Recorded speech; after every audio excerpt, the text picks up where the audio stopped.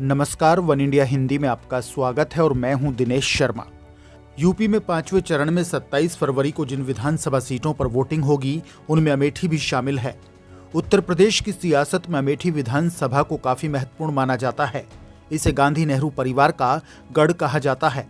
हर चुनाव में, चाहे वो लोकसभा हो या विधानसभा, पूरे देश की निगाहें यहाँ के नतीजों पर टिकी रहती हैं। इस बार यहाँ कांग्रेस के आशीष शुक्ला, बीजेपी के संजय सिंह, बीएसपी की रागनी, सपा की महाराजी देवी और आम आदमी पार्टी के अनुराग के बीच मुकाबला है।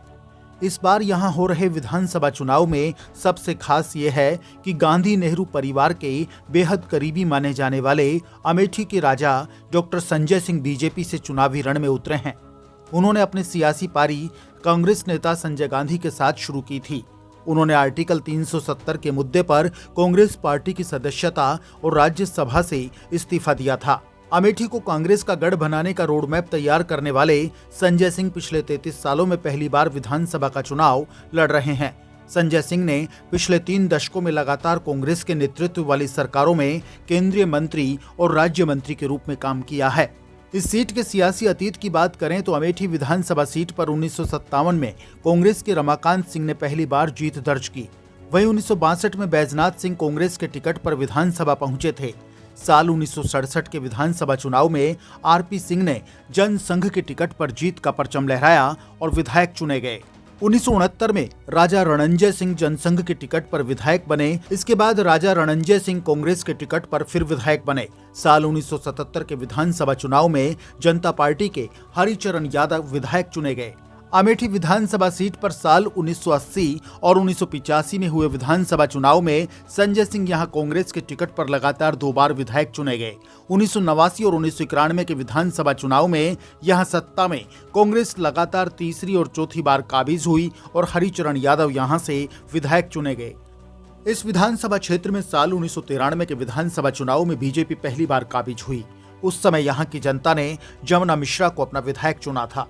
इसके बाद 1996 में रामहर्ष सिंह कांग्रेस के टिकट पर विधायक बने। साल 2002 के विधानसभा चुनाव में बीजेपी ने जीत दर्ज कराई, जबकि 2007 में इस सीट पर कांग्रेस की अमिता सिंह ने जीत का परचम लहराया। 2012 के विधानसभा चुनाव में यहां से सपा के गायत्री प्रसाद प्रजापति ने जीत का परचम लहराया और विधायक चुने गए। साल 2017 के चुनावी नतीजों की बात करें तो यहां बीजेपी ने जीत का परचम लहराया था। बीजेपी की गरिमा सिंह ने समाजवादी पार्टी के गायत्री प्रसाद को 5065 वोटों के अंतर से हराया। बीजेपी की गरिमा सिंह ने 64,226 वोट हासिल किए और बीजेपी के गायत्री प्रसाद को 59,161 वोट मिले।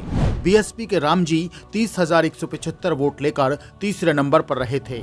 इस विधानसभा क्षेत्र में कुल वोटर 3,47,370 हैं। इनमें पुरुष वोटर्स की संख्या 1,83,429 और महिला वोटर्स की संख्या 1,63,895 है।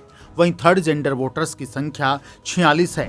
यहाँ ब्राह्मण वोटर 92,000, क्षत्रिय 40,000, एससी वोटर 1,20,000, ओबीसी 1,07,000, यादव 42,000। इसके अलावा वर्मा वोटर 25,000, मौर्य 30,000, कश्यप 20,000, मुस्लिम 22,000 और अन्य वोटर 50,000 हैं। इस बार इस सीट पर हो रहे सियासी रण में सभी उम्मीदवार और राजनीतिक दल मजबूती के साथ वोटर्स के बीच में हैं।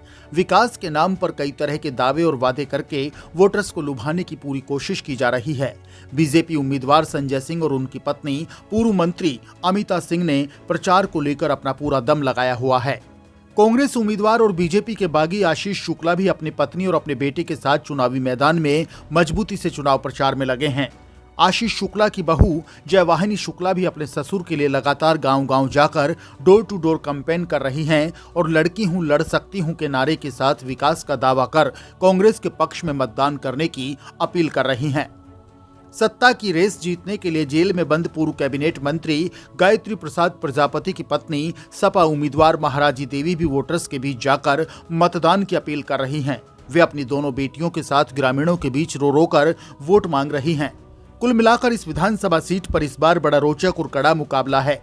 सियासी ताज के लिए उम्मीदवार किसी भी तरह से कोई कसर नहीं छोड़ रहे, लेकिन अमेठी विधानसभा की जनता किसे यहां अपना वोट और आशीर्वाद देती है, किसे चुनकर विधानसभा में भेजती है, ये 10 मार्च को नतीजों वाले दिन सबके सामने होगा। इस खबर में फिलहाल के लिए इतना ही। ताजा अपडेट्स के लिए आप बने रहिए वन इंडिया हिंदी के साथ।